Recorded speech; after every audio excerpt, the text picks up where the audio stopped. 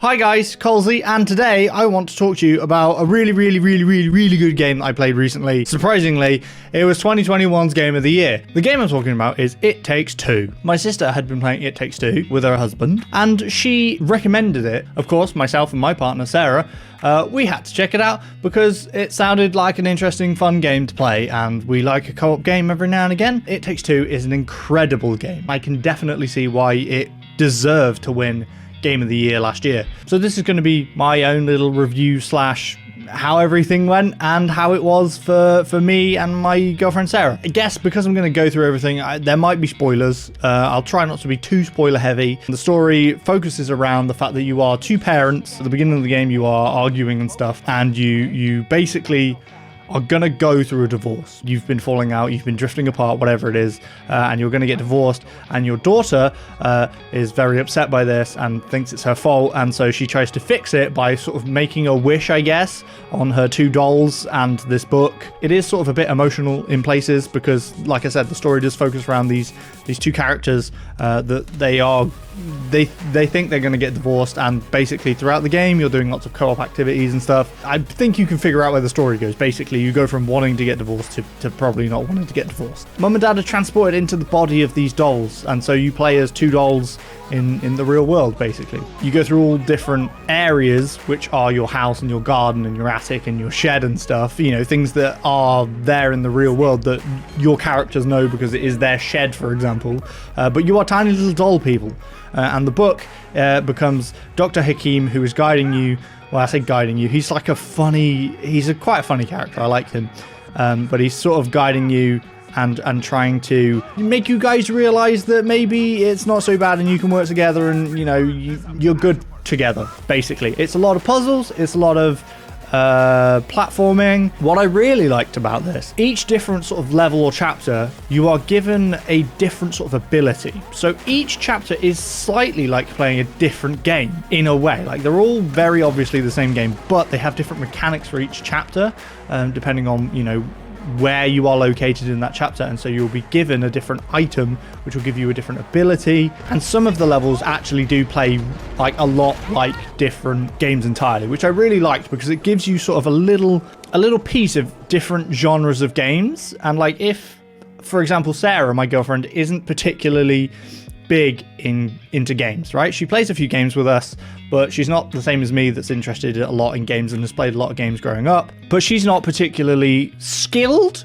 or knowledgeable in games. Now that is not an insult to Sarah, because it's just she doesn't have like the muscle memory. The way the game controls, or the way video games control in general, doesn't come as naturally to her because she hasn't played games growing up like I have. These things just come naturally. Like aiming is on your left trigger and shooting is on your right trigger.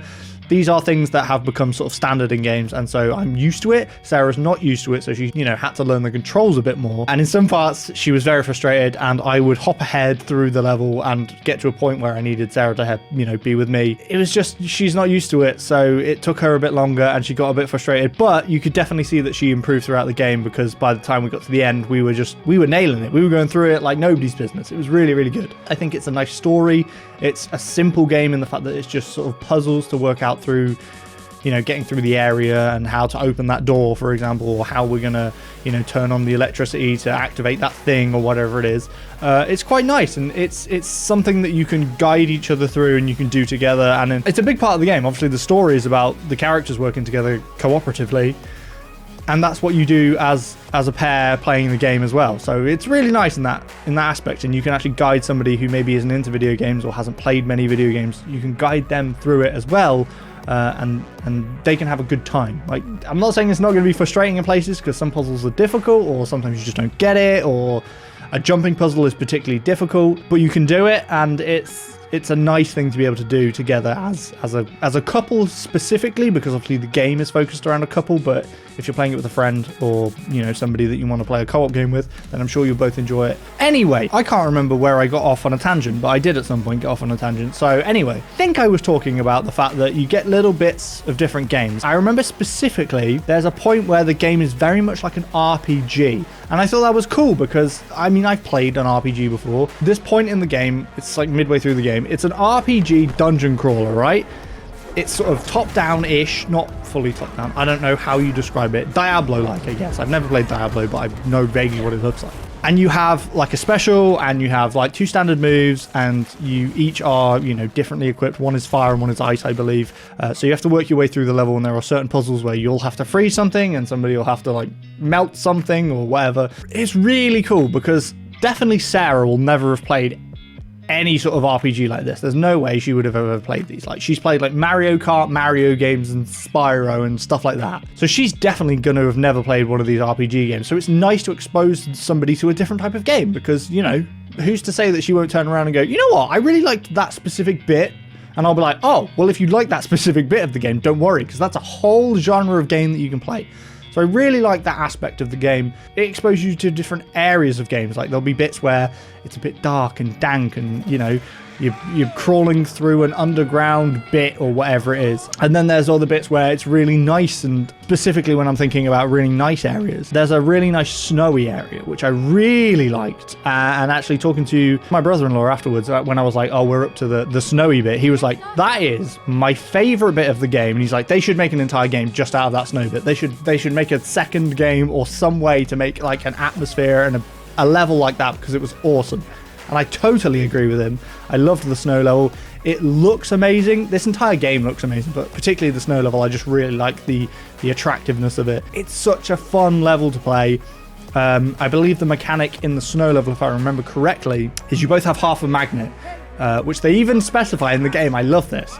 So at the beginning of the level, I think it's Dr. Hakim splits a magnet, one of those like red and blue U-shaped magnets. He splits it in half, and he's like, each of you get half the magnet. So you've got the positive side and you've got the negative side. And the character in the game goes, that's not how magnets work, because a magnet always has a negative and a positive.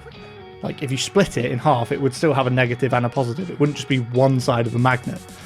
Like, I like the fact that they address that. It's a scientific fact that doesn't make sense in the real world, but because it's a video game, because it's this crazy world where you're playing as 2 dolls, he's like, no, it's fine. That's positive, that's negative. I love the fact that they addressed it. So, because you each have half of a magnet, you have to work together, and like one of you can only pull open certain doors, and the other one has to pull open the other certain doors because your magnet doesn't align with that. It's just a very creative level, and it was one of my favorites in particular. I really, really enjoyed it. I know I'm dotting around all over the place, but this is how my brain works. I don't write scripts for these videos, as you might be able to tell. I just sort of ramble on and address what sticks in my head, because if it's stuck in my head, then it was an important part of the game for me.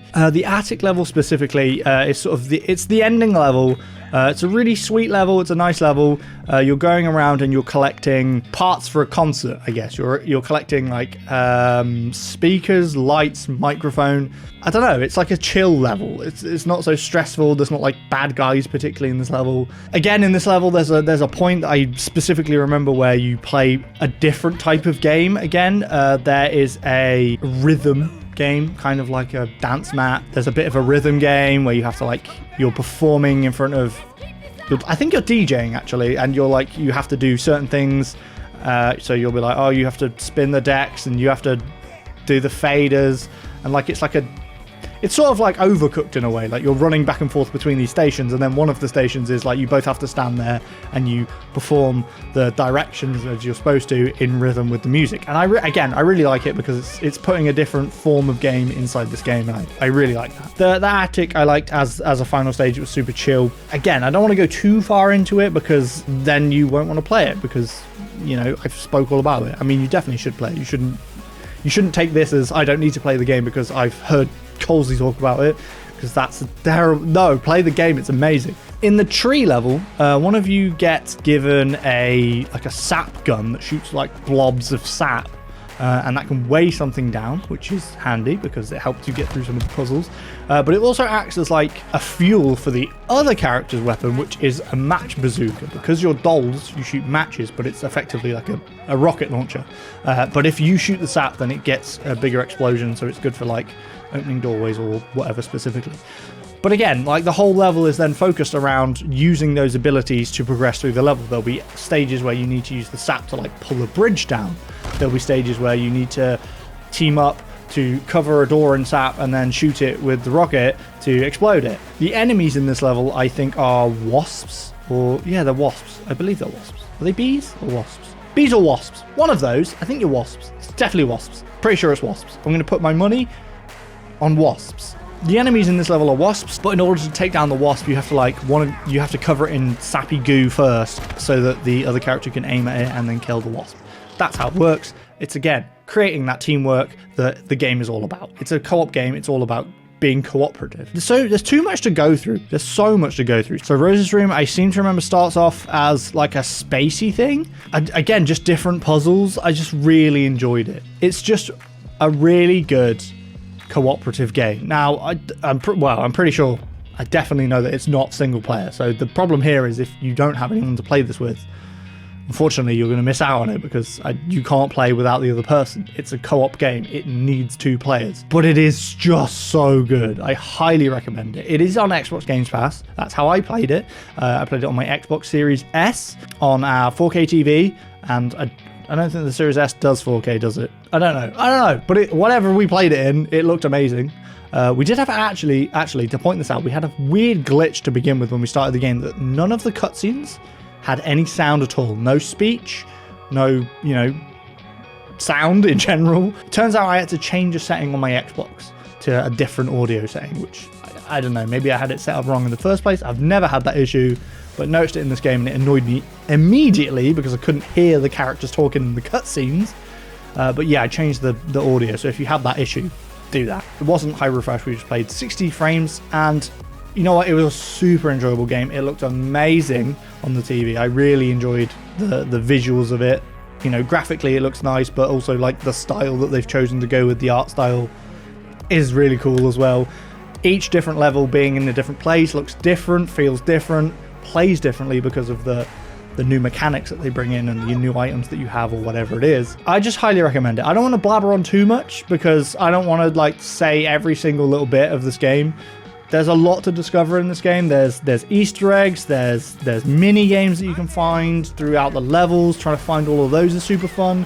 The mini games themselves are just enjoyable. They go from being something simple like a tug of war to being something like literally a game of chess. So there is just a plethora of different types of mini game to play throughout the game, and you have to find them on your journey. There'll be different paths. There'll be hidden away down a branching path, so you have to actually go and find that. There's a lot to this game. Let me have a look how long it's supposed to take to complete. Apparently, the average time is about 12 hours, which is roughly what me and Sarah took, and that's with Sarah not being, like I said, as experienced at video games. So apparently, yeah, it takes 12 hours, roughly. Completionist, it'll be about 15 hours. Leisurely, 21. So depending on how you play it, depending on whether you want to find every single minigame and every single Easter egg. We didn't do that. We just played through as we played through. I don't see us going to revisit it to unlock all the other minigames. I feel like it's very much a one and done for us at the minute. I could definitely go replay it in the future, but obviously after some time has passed and maybe I've forgotten about what happened or whatever.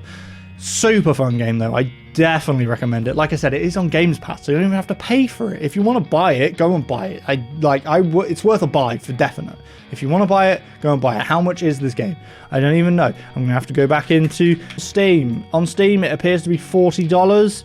It's included with EA Play. If that helps, it's £35. Oh, it says included with Game Pass. Okay, so shit, you might be able to just play this on PC. But yeah, it's on Xbox. That's how I played it. I wasn't particularly bothered about the graphical fidelity of it because, like I said, it looked amazing as it was. I highly recommend it. It's a game of the year for a reason. I know that it's now freaking March and I'm reviewing a game of the year from 2021. I don't even know when it released, but it was definitely 2021, so it's a good few months old by now.